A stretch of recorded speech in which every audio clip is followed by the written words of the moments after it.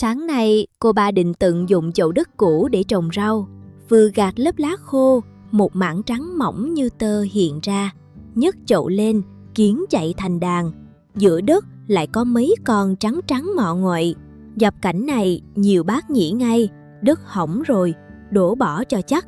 Nhưng có thứ nhìn đáng sợ mà chỉ phân hủy lá mục. Có con báo chậu quá ẩm, cũng có loài ăn rễ.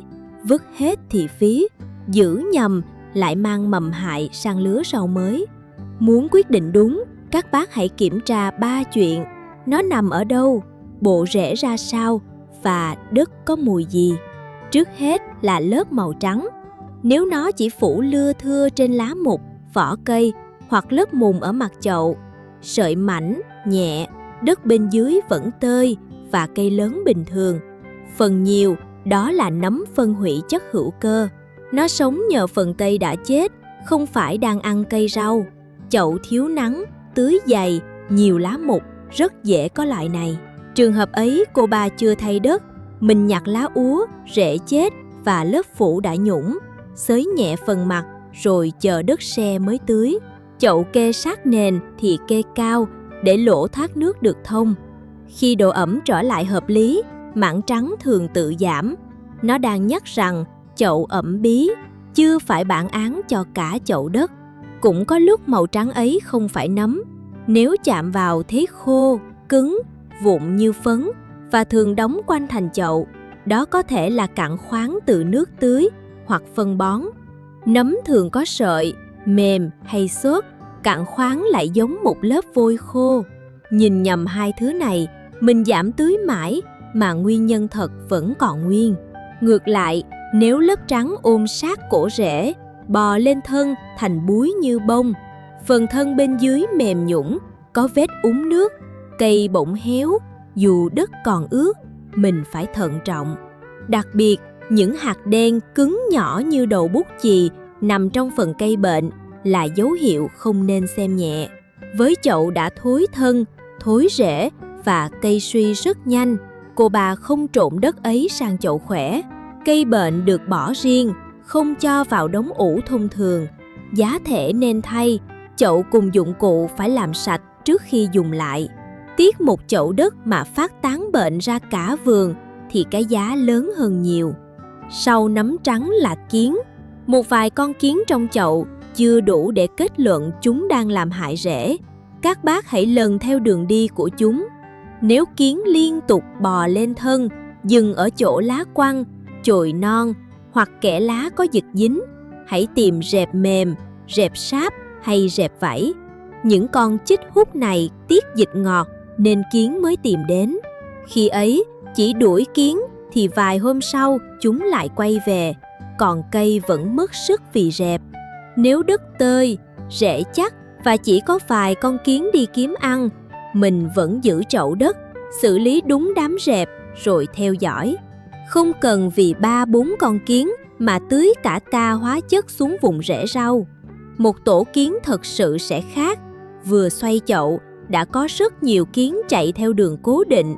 Đất bị đùng thành hốc, dạt nhẹ sẽ thấy trứng hoặc nhộng nằm thành cụm như hạt gạo.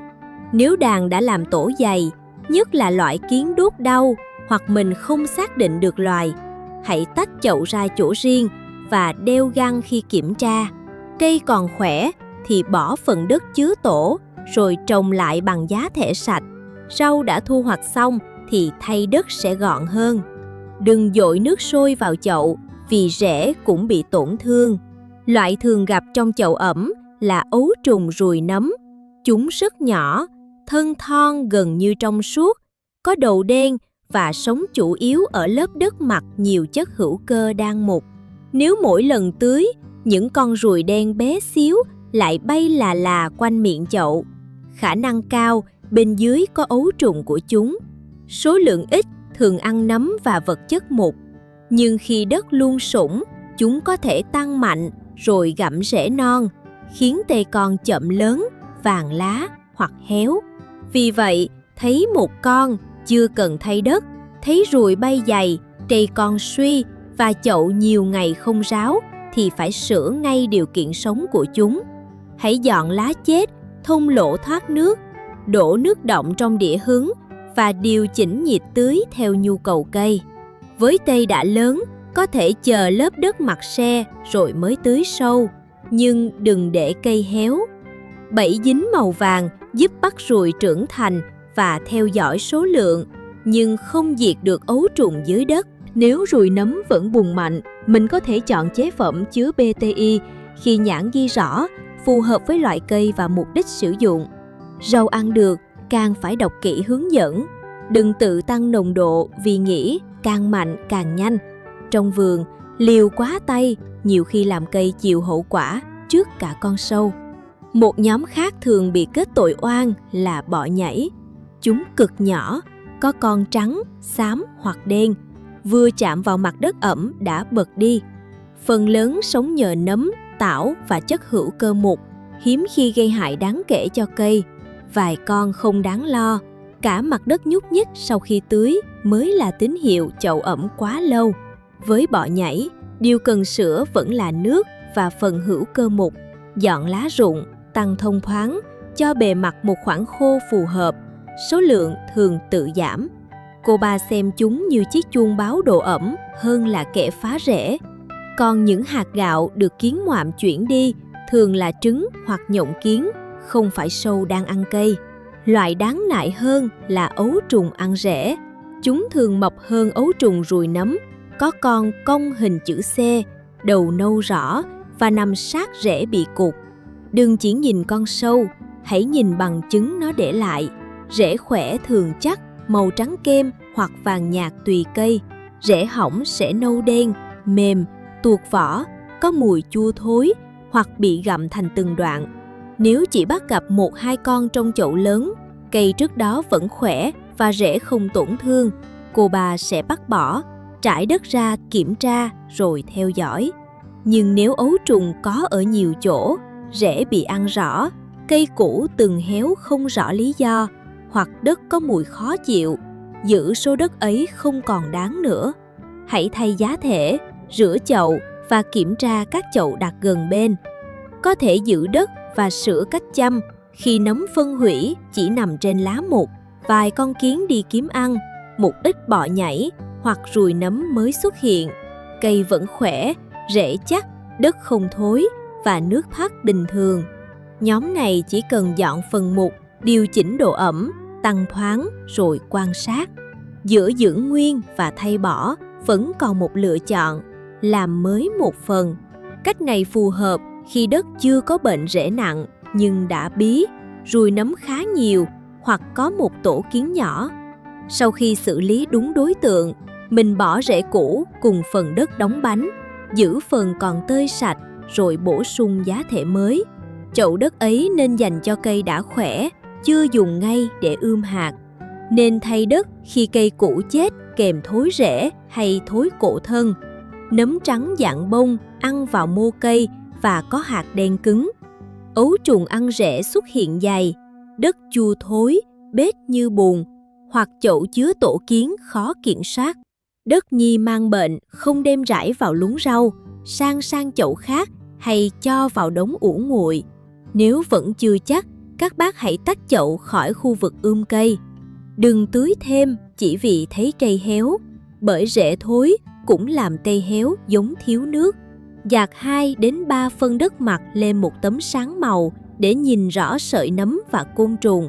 Sau đó nghiêng chậu, lấy bầu cây ra, nhẹ tay rồi xem rễ, lỗ thoát nước và ngửi mùi đất. Đất khỏe thường có mùi nhẹ gần giống đất sau mưa. Mùi chua, yếm khí hoặc thối cho thấy chậu đã úng lâu. Rễ khỏe giữ được cấu trúc, rễ thối, bóp nhẹ sẽ nhũng, dễ đứt hoặc tuột lớp ngoài. Bộ rễ mới là nhân chứng đáng tin, còn một mảng trắng trên mặt đôi khi chỉ vô tình có mặt ở đó. Có 2 sai lầm cô ba mong các bác tránh. Một là trộn đất đáng ngờ vào bao đất sạch để pha loãng. Nếu chậu có mầm bệnh hay trứng côn trùng, mình vừa phát tán chúng ra lượng đất lớn hơn. 2 là phơi đất một buổi nắng rồi xem như đã khử sạch. Mặt đất có thể khô, nhưng phần sâu bên trong chưa chắc đã an toàn. Riêng đất dùng để gieo hạt, cô bà ưu tiên giá thể mới, sạch và thoát nước tốt. Cổ rễ cây con rất non, chịu úng và mầm bệnh kém hơn cây trưởng thành. Đất cũ còn tốt, có thể dành cho cây khỏe sau khi đã dọn sạch và cải thiện cấu trúc. Đừng bắt một khay rau non làm phép thử cho sự may rủi. Quay lại chậu đất lúc đầu, lớp trắng chỉ nằm trên lá mục, những con nhỏ bật đi khi chạm vào, còn đàn kiến đang tìm đến đám rệp dưới lá. Rễ vẫn sáng màu, không nhũng, đất không có mùi lạ. Chậu này không cần đổ bỏ, việc cần làm là dọn lớp mục, xử lý rệp, giảm tưới và kê chậu cho thoát nước. Chỉ vài phút kiểm tra đã cứu được một chậu đất, đồng thời tránh một lần xử lý quá tay. Lần tới thấy nấm trắng, kiến hay con gì ngọ nguậy trong đất, các bác đừng vội sợ, nhưng cũng đừng chủ quan. Hãy nhìn nơi nó sống, nhìn sức cây, rồi nhìn bộ rễ. Đất nên giữ hay thay không nằm ở vẻ đáng sợ trên bề mặt, mà nằm trong những dấu hiệu cây đang kể cho mình nghe.